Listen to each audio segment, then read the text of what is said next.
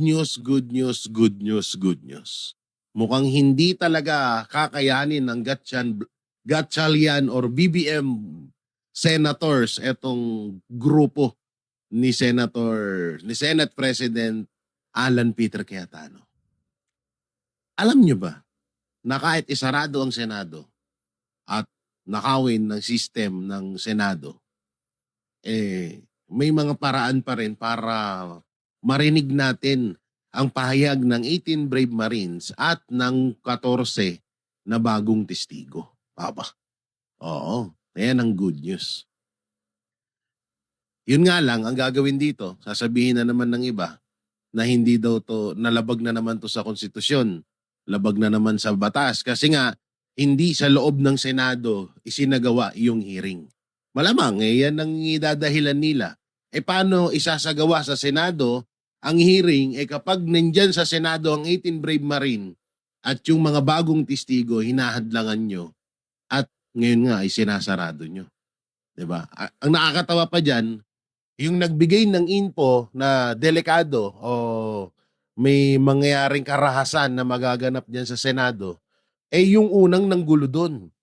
Diba? Doon nanggaling yung info na yan. Sino ba yung nanggulo dyan? Diba? NBI. O, sino ngayon nagsabi na may mangyayaring gulo sa Senado? Diba? NBI pa rin. So, nakakagago, diba?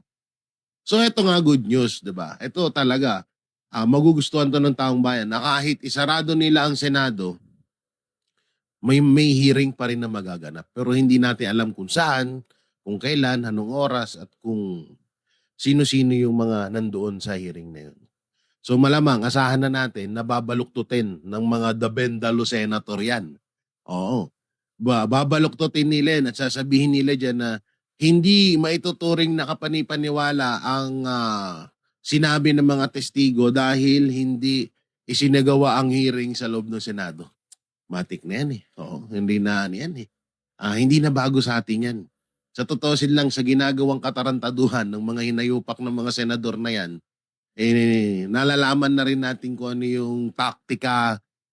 Nagiging advance na tayo no? Nagiging advance na yung utak natin dahil alam na natin na yan ang gagawin nila.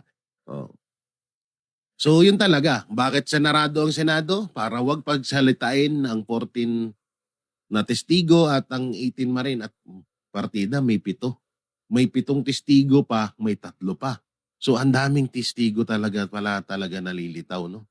Kaya etong mga alagad ni BBM ng mga senador ay todo gawa ng paraan para hindi sila mapagalitan ng kanilang mga bossing.